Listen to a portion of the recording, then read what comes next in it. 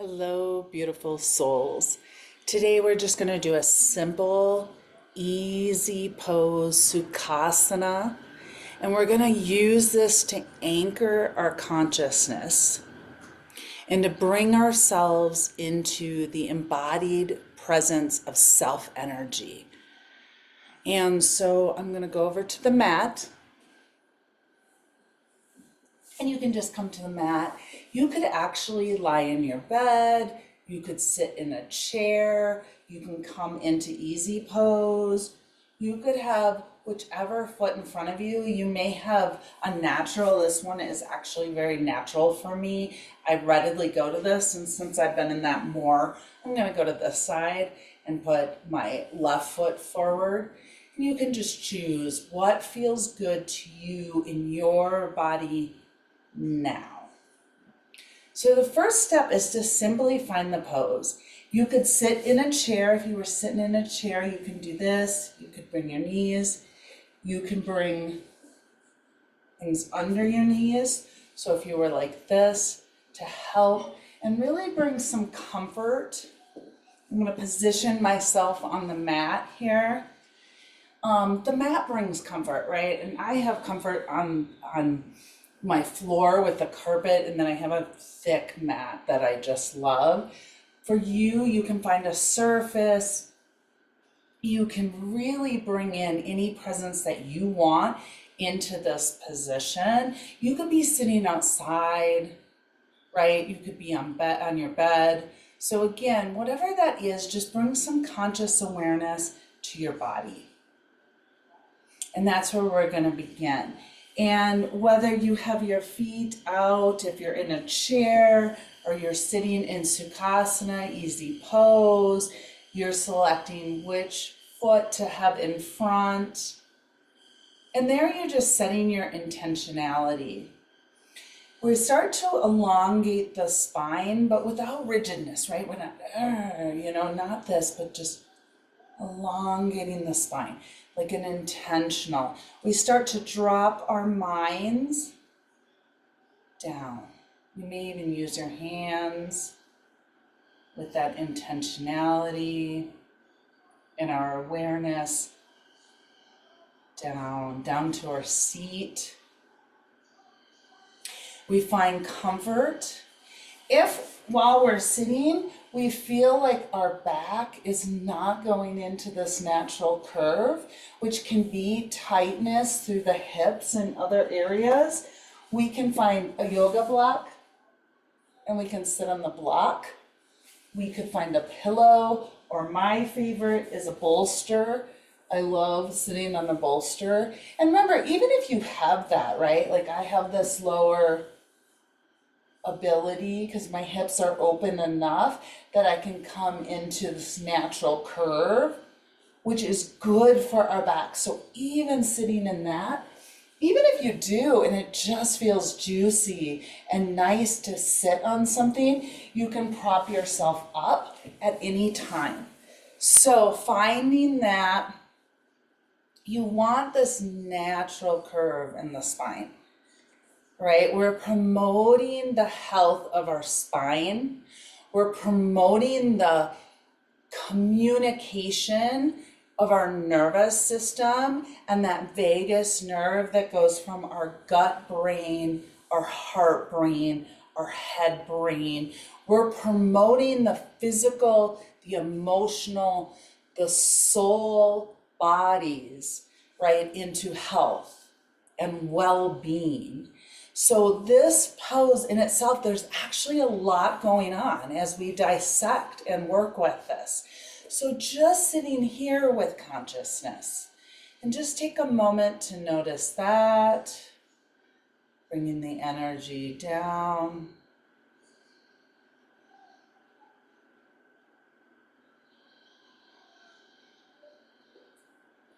Beautiful. At any time, if you want to pause this and take more time, what we're doing is we're finding love. We're finding self. We're finding embodiment, and we take the time to do that. There is no point in doing yoga practices if we're not setting that intention. If we can't find it, we can set the intention. We can imagine it. We can even set the intention that we are working towards it. But it is a yes. We are working towards finding self. And that is our intention, and that is what yoga practice is. So in all practices, and we start first in the practices that help us anchor and ground into the self energy first. So in Sukhasana, in our seated position, now as we bring our mind energy down, we are going to engage this root chakra, okay? So the first chakra, and this sits in the pelvic bowl, in the perineum, in the seat. And it does embody our legs and beneath us. And so we bring our spine up, but we anchor in our seat. So we're going to notice our sit bones and where they're seated. And bring the sit bones down as we anchor the spine up. So we almost zip up here as my back goes into its natural curve. No forcing, we're not like forcing, rigid, just this lifting, seat down, energy down. My hands going down, and I breathe into the pelvic floor. We may even find a Buddha belly here. And then we exhale. If that's hard to do, just the intentionality, right? Moving towards this, right? Everything is a step, and it's an intention, and it's a yes, this is what I'm moving towards.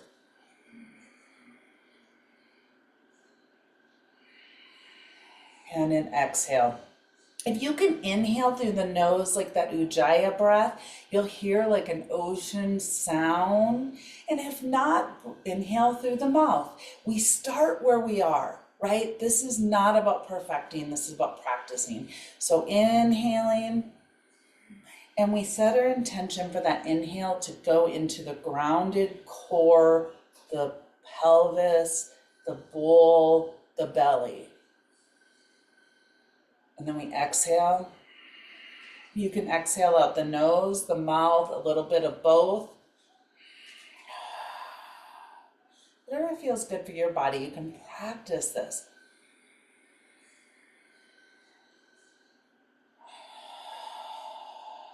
And just take a moment and notice.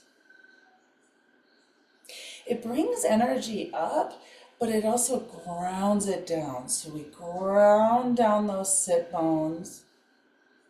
We inhale into the belly, and we exhale. Now, for those of you, what we call Muladhara, it's the root lock, and it locks in the energy, and it can really ground us.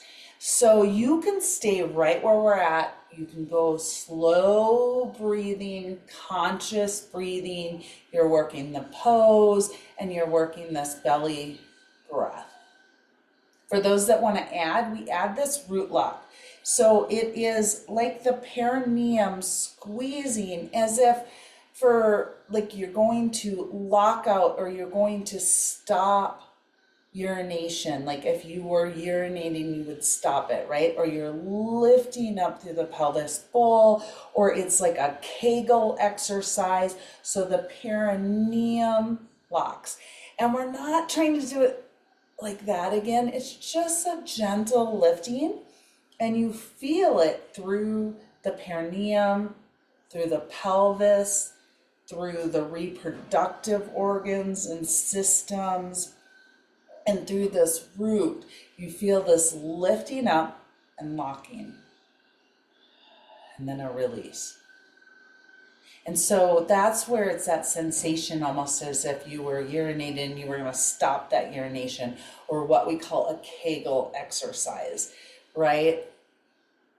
And we lift up. And it is those, it's the genitals, it's the perineum, and it's that pelvis floor. There's something really empowering about this. If this doesn't feel good to you, again, this is just an invitation. You do not need to add this to your practice. And if you're adding it and it feels uncomfortable or something like that, if you're able to be with it, you continue practicing it. If not, you can add this down the road, right? So again, you're honoring your body, your systems, but there is something really empowering about bringing your attention, bringing the mind down to the root, and it's very grounding and anchoring.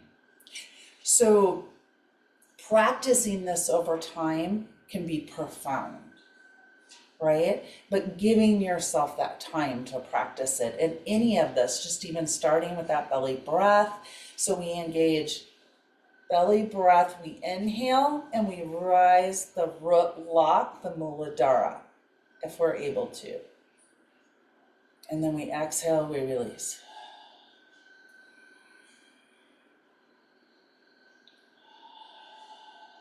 And it is an intentional contraction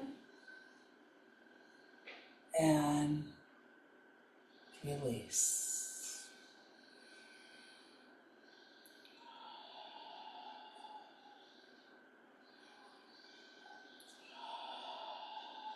Okay, whether you do the root lock or the Muladhara, which does, again, it locks in that energy so that we can hold the energy, the self energy. If we can hold in the root, we can bring in, so if we were talking IFS therapy and what we would call self energy that we're bringing in therapeutically through the root, it starts to bring in a sense of security. We can start to lift in and bring a sense of groundedness, connectedness, calmness, and work our way into the self qualities or the self energy. We can then too work our central nervous system, which goes down into the gut, in our survival system, right, in the gut center, to send messages like, hey, we're okay, right? We're here. Self is in the gut, and we can send the messages. And those messages can go up through the vagal nerve, up into the heart, into the brain, and say, hey, it's okay. It's okay. Grounding. Okay? So let's start over. Here's what we learned today, right? Let's go into our easy pose, and I'm going to switch. If you want to switch, you can switch. You can stay where you're at just to kind of balance out. Yoga likes to balance, right?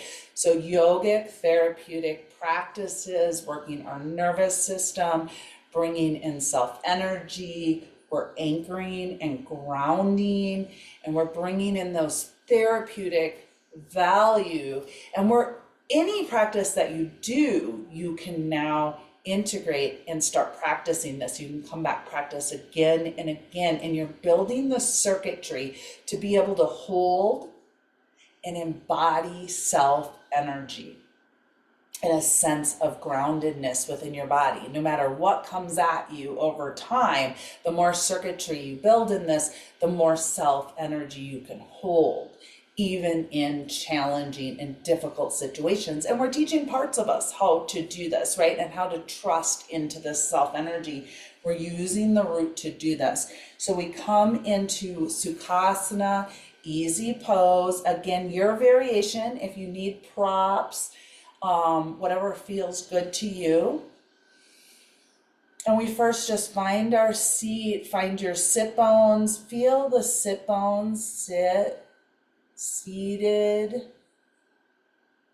And then we lift, and it might be that you just zip up. You just lift here so that you go into your natural curve. And it might be that you lift that root and you inhale.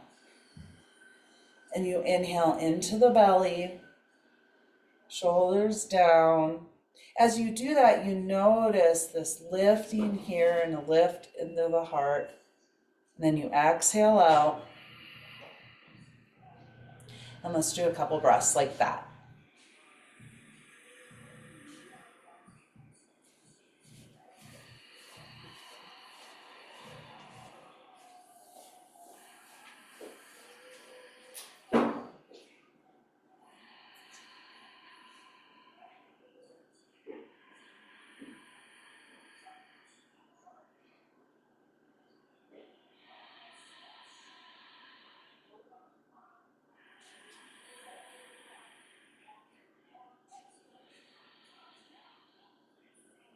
Beautiful. Put your hands down. And just notice. Observe.